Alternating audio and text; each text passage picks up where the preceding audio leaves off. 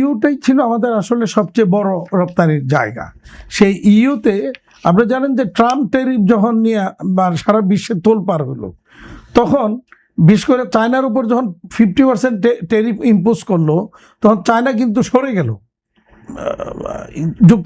যুক্তরাষ্ট্র থেকে, ইউএস থেকে। তো চায়না যখন সরে গেল, তাহলে তার রপ্তানিটা যাবে কোথায়? তারা খুব এগ্রেসিভলি গিয়া উঠে পড়ে লাগলো ইউ মার্কেটে। তো ইউ মার্কেটে আমাদের যে ইয়েটা ছিল, জায়গাটা ছিল, তখন তারা ওই জায়গায় আমরা যেই পণ্যটা যেই দামে আমরা করতাম, তার চেয়ে মূল্য কমিয়ে দিয়ে তাদেরকে কনভিন্স করে তারা অর্ডারগুলি নিয়ে গেল। ফলে আমাদের রপ্তানি আদেশ ইউতে কমে গেল, চায়নার বেড়ে গেল। ওদের স্বপ্ন পূরণে পাশে থাকতে পেরে আমরা গর্বিত।